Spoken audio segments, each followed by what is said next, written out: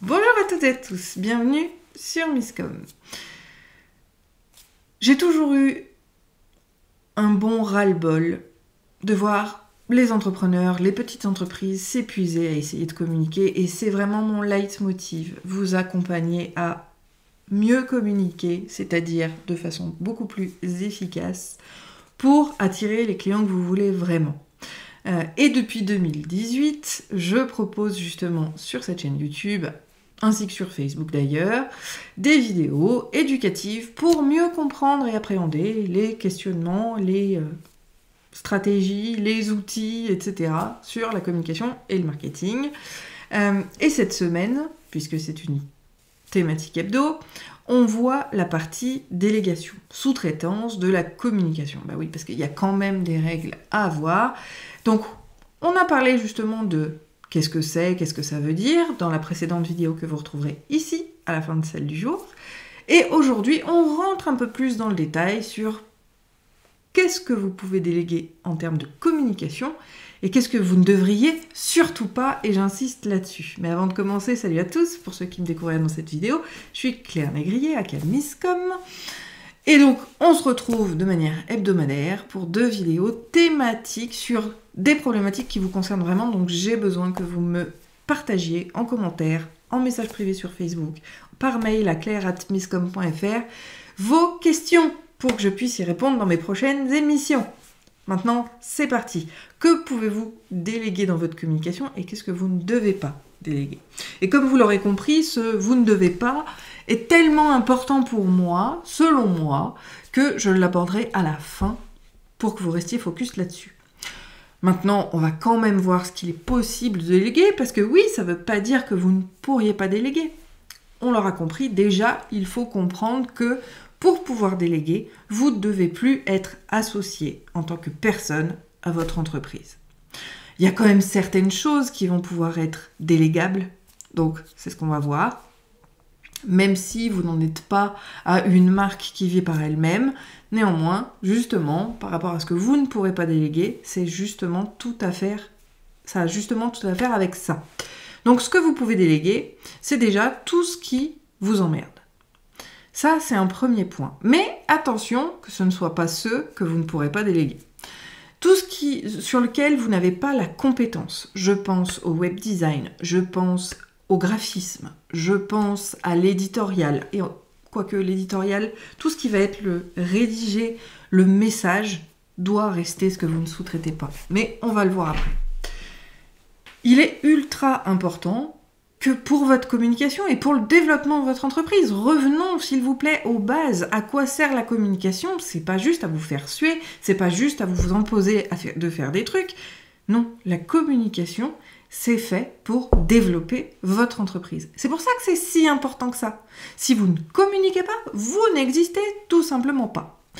Donc, il faut comprendre que, donc déjà, ce premier point, être conscient que la communication, c'est quelque chose qu'il va falloir prendre à bras-le-corps, quel que soit votre statut, quelle que soit votre durée de vie d'existence d'entreprise, quel que soit votre parcours, quelle que soit votre spécificité, quelle que soit votre orientation stratégique, la communication est partout et est obligatoire pour n'importe quelle entreprise. Et je dirais même plus largement, elle est importante pour l'homme, parce que essayez de rester plus de 15 jours sans parler à personne, je pense qu'on peut être facilement les plombs rapidement, quand on n'a personne à qui parler. Pensez, rappelez-vous Wilson, bref. On divague. Revenons, recentrons-nous sur le sujet. Donc oui, vous allez pouvoir déléguer tout ce qui n'est pas de votre compétence.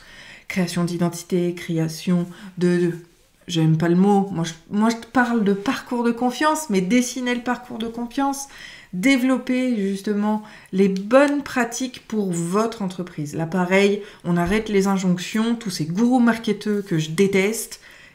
Il n'y a pas de méthode, si ce n'est la stratégique. Il n'y a aucune méthode existante qu'on puisse vous vendre. La seule méthode, ce sera celle que vous allez dessiner pour votre entreprise, qui va partir donc de la seule obligation qu'on a en communication, de la stratégie. Et c'est uniquement cette stratégie-là qui va vous amener véritablement à trouver le bon parcours pour vous. Alors, parcours de confiance, on me pose la question, donc je reviens dessus. Le parcours de confiance, vous retrouverez la vidéo du sujet en description de celle-ci.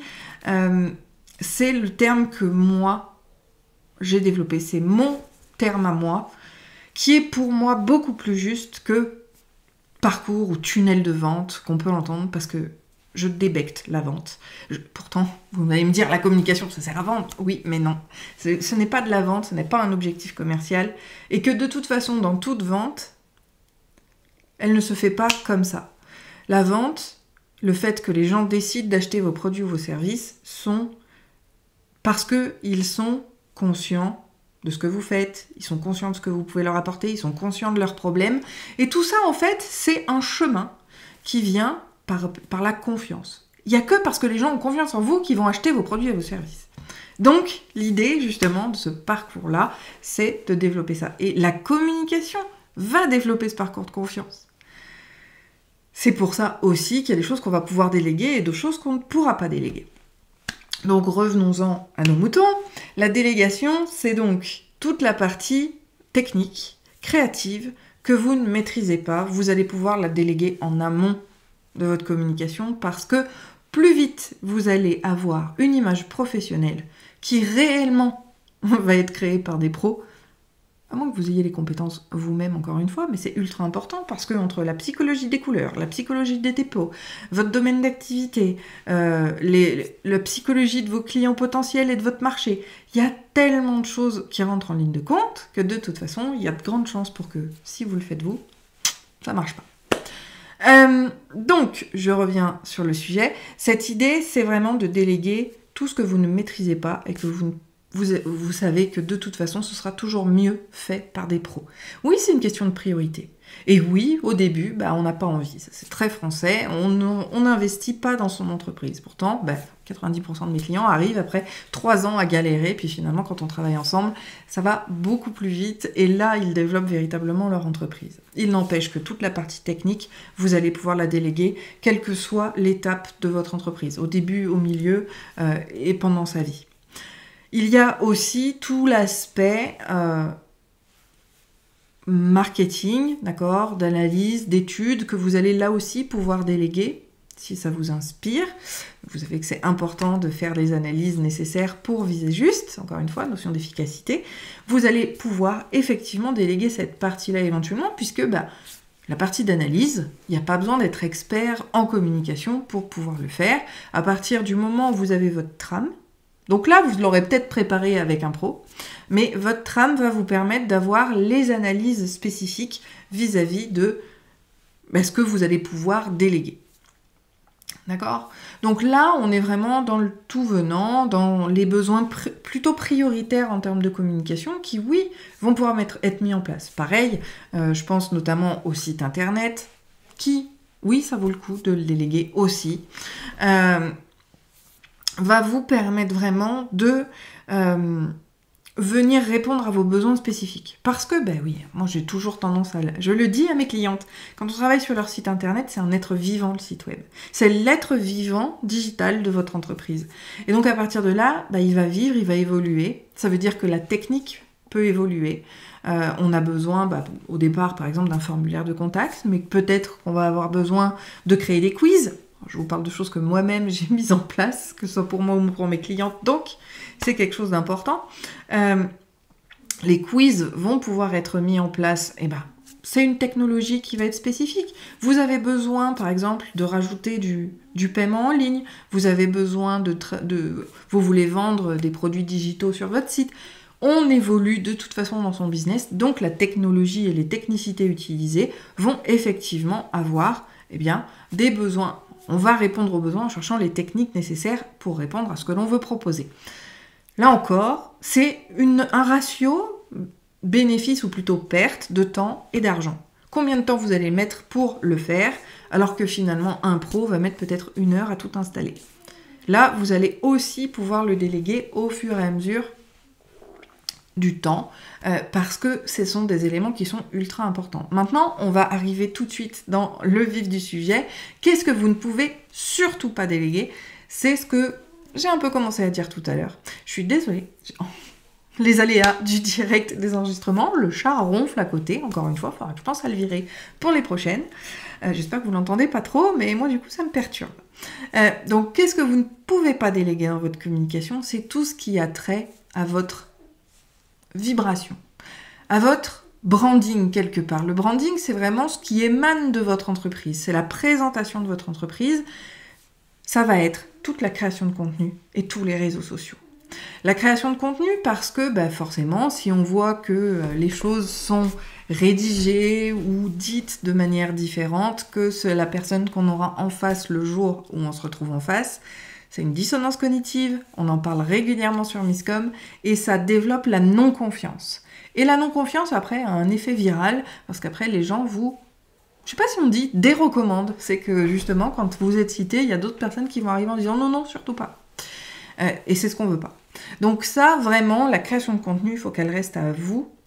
Et bien évidemment, vous savez où je voulais en venir, ce sont les réseaux sociaux. Je vois trop d'entrepreneurs qui, malheureusement, veulent déléguer cette partie parce que ça les fait suer.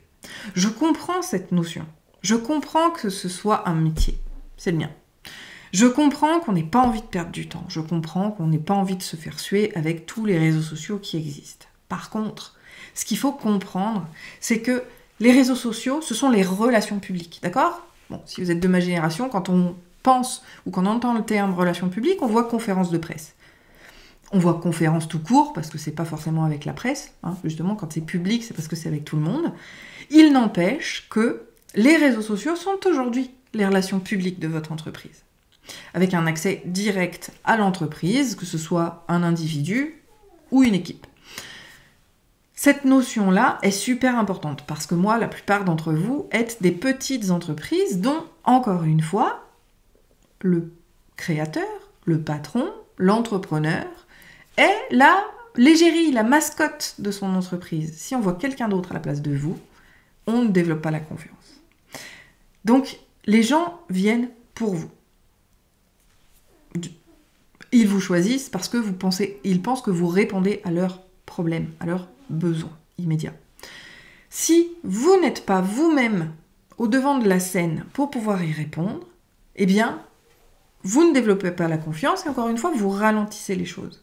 Donc, une chose qu'il ne faut surtout pas déléguer, c'est la création de contenu vis-à-vis de votre marque et vos réseaux sociaux. Non, on ne doit pas être partout. Oui, on doit être présent, on doit exister partout, mais on n'anime pas partout. Ça aussi, c'est une autre vidéo que vous retrouverez dans la description. Par contre, là où vous animez, ça doit être vous. Et donc, oui, création de contenu, j'y pense aussi, l'emailing va faire partie de cette notion-là. Oui, parce que vous le savez, moi, ma vision des choses, c'est que la mailing list, c'est votre première et unique véritable communauté.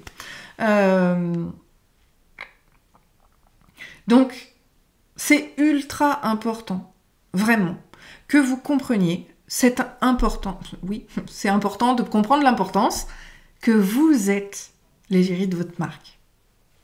Et vous ne pouvez pas ne pas vous montrer, vous ne pouvez pas être celui qui interagit et qui parle. D'accord ? Et justement, quand est-ce qu'on va pouvoir développer et déléguer et sous-traiter cette partie-là ? C'est uniquement quand votre marque vit d'elle-même. D'accord ? Prenez les grandes marques d'habillement, d'alimentaire, peu importe, d'immobilier, c'est la marque qui parle. Elle est devenue un individu à part entière. À partir de là, oui, on va pouvoir déléguer.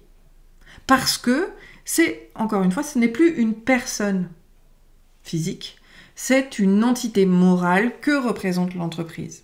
Et donc là, effectivement, on va pouvoir aller déléguer absolument tout si jamais ça nous intéresse.